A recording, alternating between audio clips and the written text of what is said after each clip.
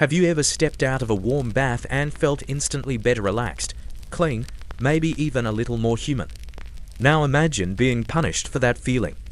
Not for skipping a bath, but for enjoying one too often. In parts of medieval Europe, especially during the later Middle Ages, bathing wasn't seen as a healthy habit, it was something far more dangerous.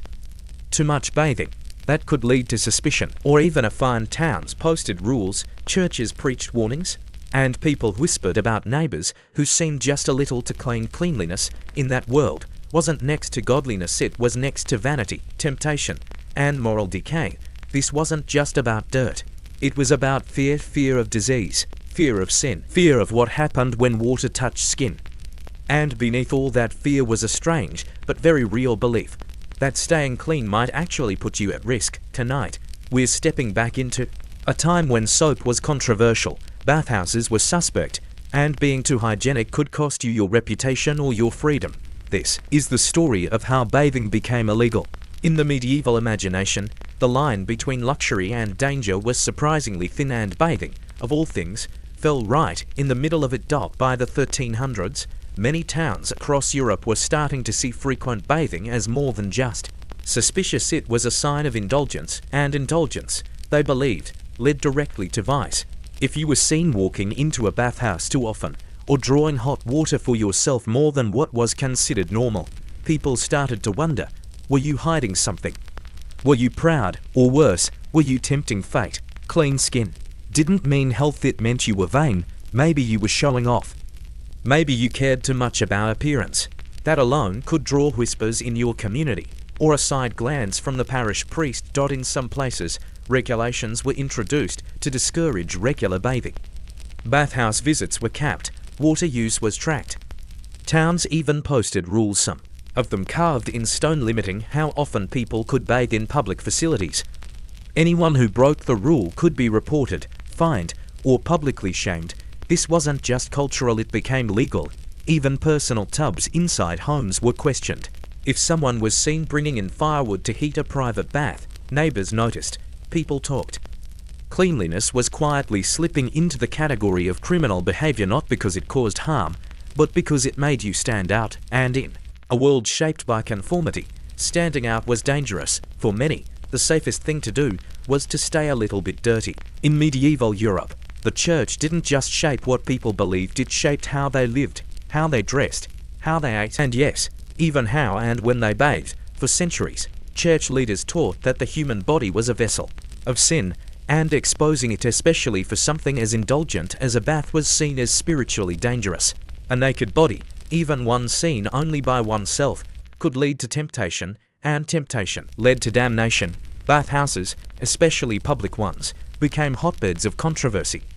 Though originally built for hygiene and health, they were soon whispered about in sermons and parish warnings. They were places where strangers undressed, where men and women might bathe under the same roof.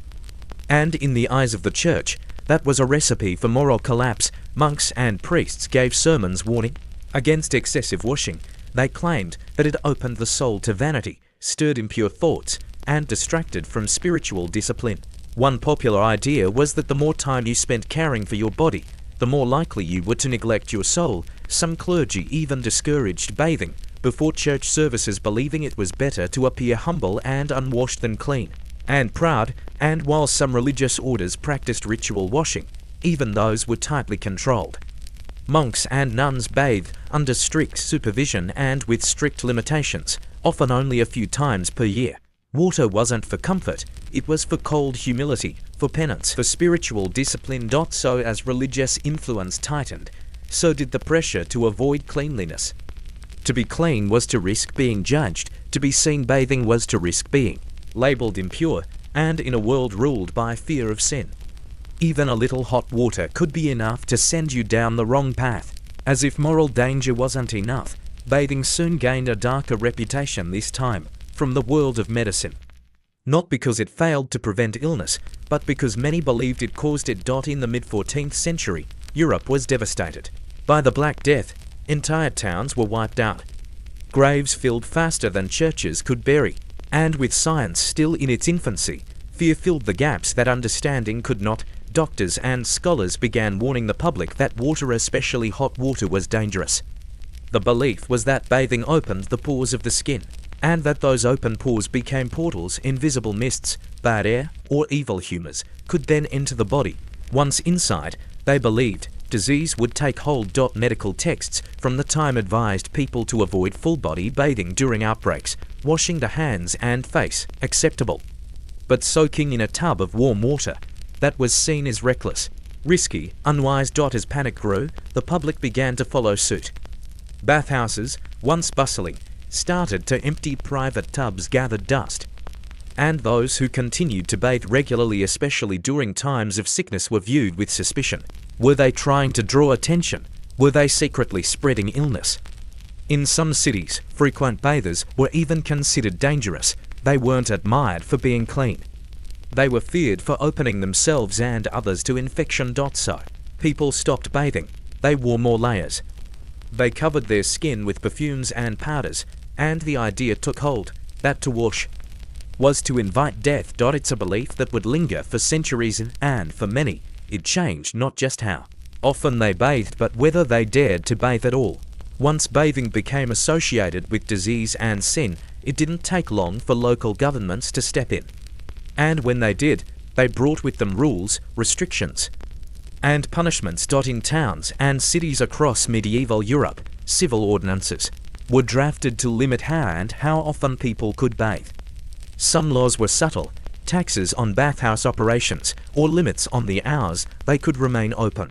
Others were stricter, fines for excessive water use, restrictions on public hot baths, even bans on certain types of bathing during specific times of year. But behind the official language was a clear message. Bathing wasn't to be trusted, and those who seemed a little too clean were putting everyone else at risk. Bathhouse owners were closely monitored. In places like London and Paris, they were required to register their customers, report unusual activity, and comply with sanitation inspections that had little to do with actual cleanliness and everything to do with keeping up appearances. To many clients, too much hot water, that was enough to draw a visit from the authorities. Ordinary people weren't spared either. In some communities, if you were seen frequenting the bathhouse too often, your name might be posted publicly, not as a criminal but as a warning, a sign of vanity, a poor influence on others. And the punishment wasn't just a fine, it was shame. Quiet, heavy, lingering shame for the poor. This was especially dangerous. Cleanliness became suspicious. Dirty hands meant you were a worker. A rough exterior meant humility. But smooth skin, soft hair, the smell of scented soap, that meant trouble. People began to hide their hygiene habits. They bathed in secret, washed their clothes behind closed doors. Even fetching too much water from the well could raise questions, because in a world where fear ruled the night and suspicion ruled the day, even a splash of water could mark you as different, and being different was dangerous. While the poor were scolded, fined, and watched for bathing too much, the rich, as always, lived by a different set of rules. In royal courts and noble estates, personal bathing didn't disappear, it simply became private, expensive, and exclusive. Nobles built elaborate bathing chambers tucked deep within their homes. Marble tubs, perfumed oils, attendants to pour hot water from silver pitchers. Bathing wasn't outlawed for them, it was transformed into a ritual of status. And because they could afford to keep it secret, their cleanliness wasn't questioned. In fact, it was praised, but for everyone else, especially peasants, tradesmen, and the urban poor, cleanliness wasn't just discouraged. It was framed as pretentious. If a farmer scrubbed too much, he was accused of trying to rise above his station. If a maid smelled of herbs or perfume, whispers spread that she was drawing attention for the wrong reasons. Even children weren't exempt. Schoolboys with neatly combed hair might be mocked.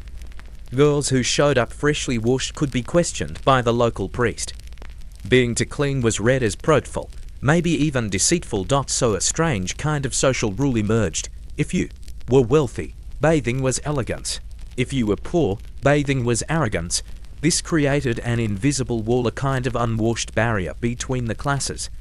The clean were admired in silence, while the cleaned up were watched with suspicion. And so, many simply stopped trying, not out of laziness or ignorance but out of caution. Staying a little bit dirty, meant staying out of trouble. As fear and shame around bathing grew, so did the quiet art of staying clean. Without looking like it, people didn't stop caring about hygiene, they just got better at hiding it. Across towns and villages, a culture of subtle cleanliness began to take shape. Instead of bathing, many turned to what were called dry wash rituals, a mixture of cloth rubbing, scented powders, and herbal infusions used on the skin. Clothing was padded with lavender, rosemary, or sage. People tucked fragrant herbs inside their sleeves, their collars, even their shoes. Some carried tiny pouches of dried flowers, just enough to mask the smell of sweat, but not so much that they appeared vain. Instead of soap and water, nobles favored oils rubbed into the skin, not to cleanse, but to soften, to scent, to suggest luxury. And if someone did bathe, it was done in private, at night, in silence. The firewood was stacked discreetly, the steam quickly vented, and the tub hidden before morning. Children were taught not to talk about cleanliness. Servants were told not to mention it. Even owning too many linens or fine combs could seem like a statement. So people kept their grooming tools plain, their habits quiet, and their rituals unspoken. Bathing became a private rebellion, something you did behind closed doors, with the shutters drawn and the doors bolted. Not because it was wrong, but because it looked wrong. So they covered it up. Their habits, their routines, their scent, because in a world where water could draw suspicion, sometimes the cleanest thing you could do was pretend to be dirty.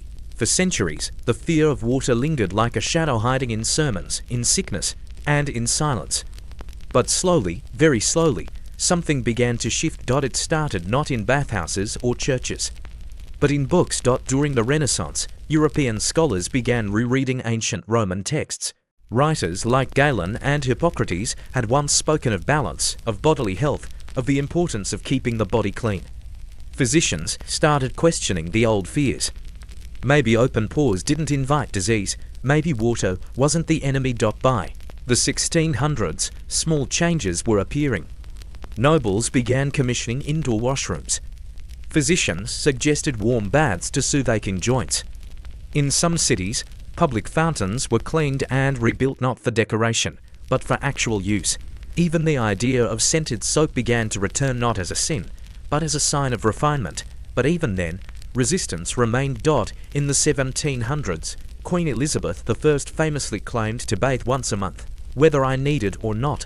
Some rurals, like Louis XIV of France, bathed only a handful of times in their lives. Entire courts disguised the lack of water with layers of perfume, powder, and elaborate clothing. It wasn't until the 1800s, with the rise of modern plumbing and germ theory, that the fear truly began to fade. Doctors could now prove that disease came from microbes, not warm water. Cleanliness became not just fashionable, it became science. Schools began promoting hygiene. Cities built bathhouses, now seen as public health infrastructure. And the strange laws, the fines, the punishments, they quietly disappeared, faded into forgotten records, dusty scrolls, and old town books, but the memory remained. A long chapter in human history where being too clean was a crime. In a world where water was feared and cleanliness was questioned, there was one thing people found especially unsettling: sharing the bath. Public bathhouses were once common gathering places. Men and women, nobles and peasants, even monks, many shared the same tubs, in shifts or in turns, all drawing from the same steamy water. But over time, this practice began to raise eyebrows.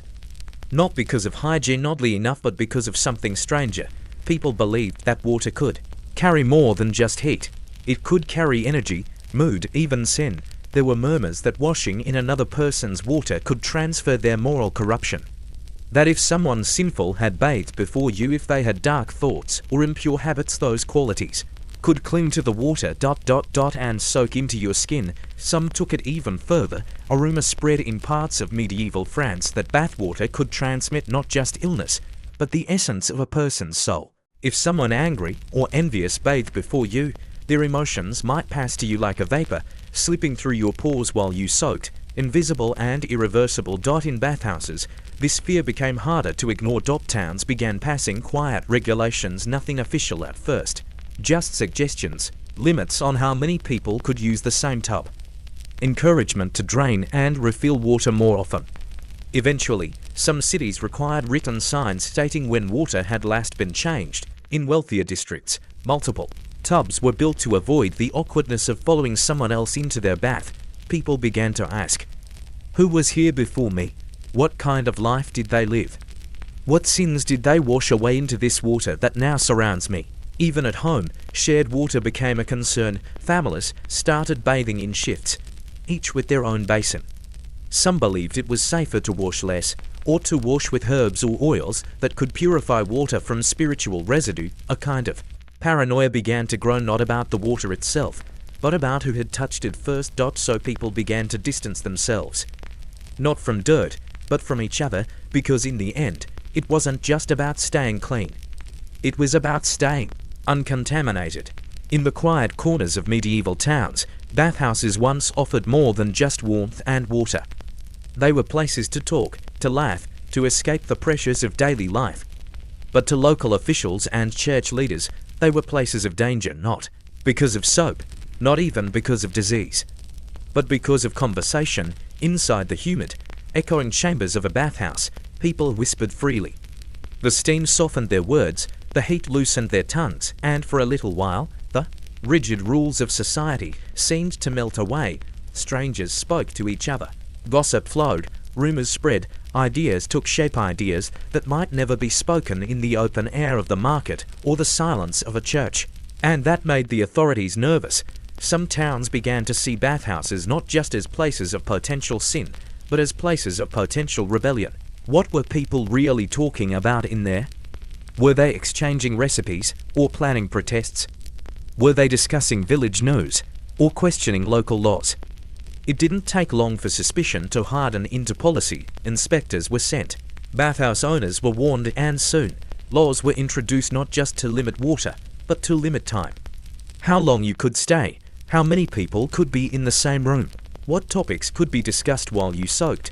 Some towns even hired informants to eavesdrop, to listen for discontent, for dangerous talk, for heresy whispered between scrubs and rinses. And when they heard too much, bathhouses were shut down quietly, not for being dirty, but for being too social. The church too grew wary, not just of nudity, but of noise. The bathhouse had become a place where the structure of society slipped, if only for a moment, and in a time when control mattered more than comfort. That was simply too much. So one by one, bathhouses were closed. Not by fire or flood, but by fear. And the simple act of washing became a threat to the order of things. As public bathhouses closed and water itself became a source of fear, medieval society adapted in the strangest way imaginable. They began to wash without water. This was the era of the dry bath. Across Europe, nobles, clergy, and cautious townsfolk alike turned to a new ritual, one that promised cleanliness without the dangers of heat, moisture, or moral scrutiny. Instead of soap and steam, people reached for linen cloths, fine powders, and fragrant oils. The process was slow and deliberate. First, the skin would be rubbed down with a dry cloth to remove sweat and surface dirt. Then came the powders, crushed herbs, ground flowers, even chalk or powdered roots sprinkled lightly across the body to absorb odor and give the illusion of freshness. These powders were sometimes blended with scents, rose petals, lavender, or even dried orange peel, for those who could afford it. Oils came next. Applied with gloved hands or sponges, they gave the skin a sheen that mimicked the look of health. Olive oil was common, almond oil was prized. Some even used melted beeswax in small amounts to seal in the scent. The result was a body that looked and smelled clean, without a single drop of water. Entire manuals were written on how to perform these dry baths. One guide suggested that a truly respectable household should have one cloth for the feet, one for the hands, and one for all else. Another claimed that water should only be used for ritual purification, never for daily life, and so the dry bath became a quiet performance, a way to care for the body while convincing the world you weren't too proud or to clean. It was modest, it was accepted, and most importantly, it was safe, because in a time when the wrong kind of washing could raise suspicion, the best kind of bath was the one no one could see. We often imagine kings and queens bathed in luxury gilded tubs, perfumed oils, golden pitchers pouring warm water under stained glass windows. But the truth, it's much stranger and dirtier, Because for many centuries, even the most powerful royals barely bathed at all. Queen Isabella of Castile reportedly claimed she had only bathed twice in her life, once on the day she was born, and once on the day she married. Whether that's true or not, the myth stuck, and it wasn't unusual. Across Europe, monarchs were praised not for their hygiene, but for their restraint. King Louis XIV of France, the Sun King, who ruled from a glittering palace, was said to bathe so rarely that his doctors prescribed perfumes instead of water. When he did bathe, it was considered an event. His servants prepared the room like a ceremony, not for health, but for spectacle. Other royals feared bathing altogether. Some believed it weakened the body, others were told it opened the soul to wicked spirits. In fact, there are records of court physicians warning kings not to bathe during times of political instability for fear it might make them appear soft or distracted. Instead of water, royalty layered on powders, wore fine linens next to the skin, and changed their clothes frequently. It was believed that simply changing into a clean shirt absorbed impurities from the body. One noble even claimed, proudly, that he cleansed his soul daily with a fresh chemise, and no one dared question them. Because in the royal world, bathing wasn't about health, it was about perception. Too much washing might seem vain, too little might seem rustic. So they walked a careful line, appearing majestic, while secretly remaining remarkably unwashed. It's a strange truth, buried beneath velvet robes and polished crowns, that even the cleanest looking monarchs were often just very good at covering the smell. Today, soap feels like the symbol of cleanliness, a simple comfort, a quiet ritual. But centuries ago, in many corners of Europe, it was viewed with suspicion. Even fear. Soap, especially the scented kind, wasn't just seen as unnecessary, it was seen as immoral. For the common folk, basic soap was made with animal fat and wood ash, rough, greasy, and hard on the skin. It did the job, but finer soaps, especially those imported from places like Spain or the Middle East, were soft, perfumed, and often considered a luxury. And where there was luxury, there was judgment. Clergy began warning that scented soaps stirred pride and vanity. Some claimed that the aromas encouraged sinful thoughts, lust, pride, even envy. A woman who used too much rose-scented soap might be accused of trying to seduce. A man who bathed in fragrant oils could be seen as self-indulgent. In certain regions, high-quality soaps were taxed like wine or silk. In others, laws were proposed to ban overly perfumed cleansers altogether. The message was clear: soap wasn't just cleaning the body, it was tempting the soul. The church wasn't alone in its concern. Some towns required soap sellers to register their products and report any unusual customers, especially those who bought in excess. If you were seen with a shelf full of foreign soap, people began to whisper, "What were you hiding? Why did you care so much about your scent?" Even among nobles, too much soap was risky. It suggested vanity, it suggested weakness, and in a world where showing off could draw political enemies, most learned to keep their bathing habits discreet and their soap supplies even more so. So people adapted.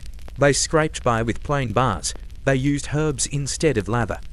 They scrubbed with cloth, or sprinkled powder, or burned incense in the room instead of washing. Because in those days, soap didn't just clean you, it marked you. And if you weren't careful, it could make you a target. So now you know there really was a time when being too clean could make you suspicious, when a warm bath was a moral hazard, when a bar of soap might whisper too loudly about your pride. From public fines and church warnings, to dry baths, scented powders, and secret washrooms, medieval life treated cleanliness not as comfort, but as a question. Why would you need to bathe? Who were you trying to impress? What were you hiding under all that soap?